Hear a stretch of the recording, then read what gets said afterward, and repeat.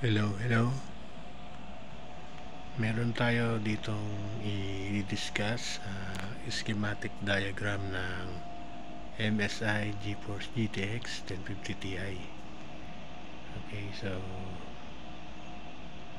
nandito tayo sa unang page ng schematic. So dito natin makikita yung table of contents niya. So yung block diagram sa page number 2 at iba pang mga detalye.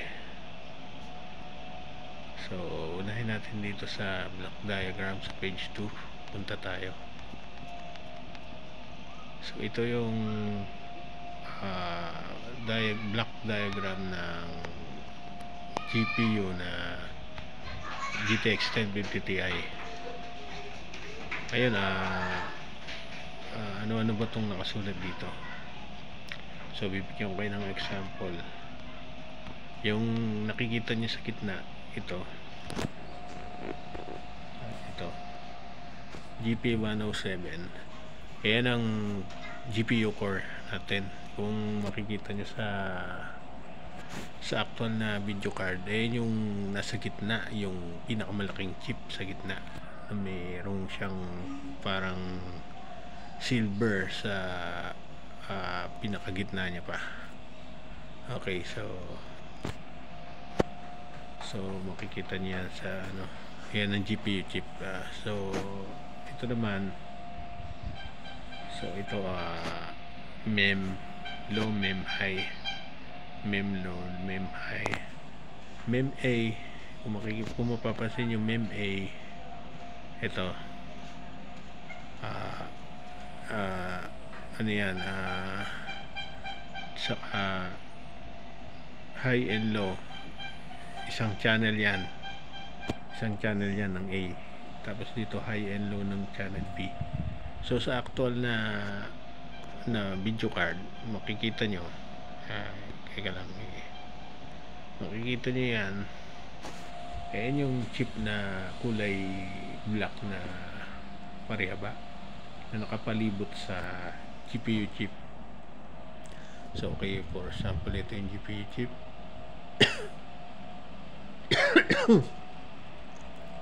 So kadalasan yan, makikita nyo nakapalibot yan sa GPU chip natin. So okay, so ayan ang memory, ang GPU chip, ang memory. Okay na. So sunod naman ito, ano naman tong mga tong DP.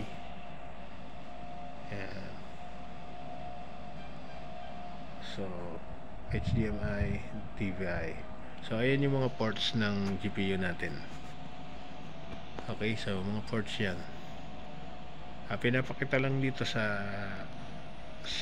block diagram kung saan sila konektado. Okay, so ang sabi dito, yung DP, ayan yung ibig sabihin yan,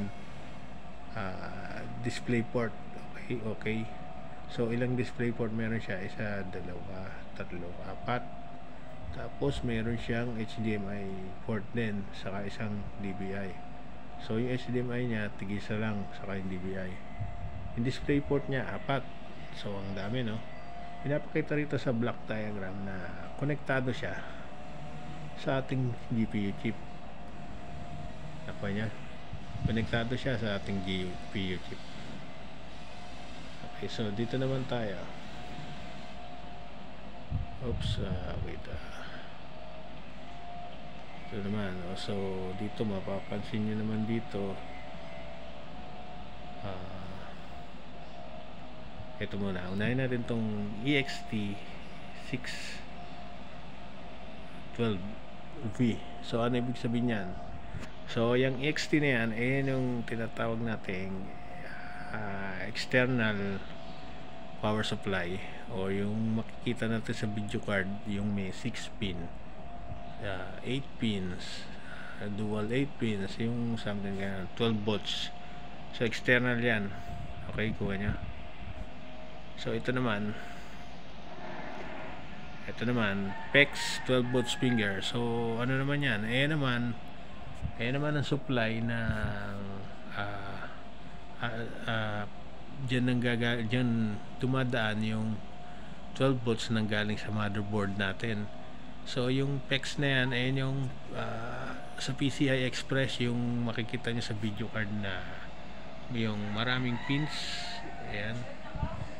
Ayan, tapos maraming pins, ganyan, kulay gold siya. So ayan, yan naman ang PEX 12 volt fingers. Okay, so sabi dyan, so dalawang 12 volts yung kinukuhanan ng GPU natin, isa sa PCI Express.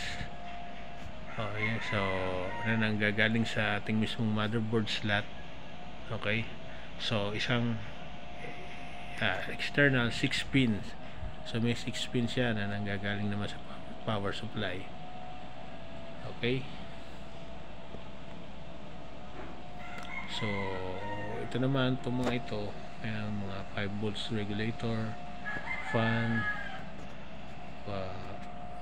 sinasabi rito na konektado rin yan. Dito siya kumukuha sa external supply 6 pin ng kanyang power supply, ang 5 volts, ang fans, at ang power supply ng ating memory at ang ating B-core or yung GPU core natin, na yung isang phase niya, mapapansin nyo, ang isang phase niya NVVDD PH3, ibig sabihin yan GPU core yan, yung supply niya. Phase 3, ibig sabihin sa video card na to, tatlo ang phase niya. Okay, so mapapansin nyo, tatlo ang phase niyang video card natin. Ayan, base sa schematics. So phase 1, phase 2 at phase 3. So yung phase 3 ng V-core, dito siya kumukuha sa external. Ito naman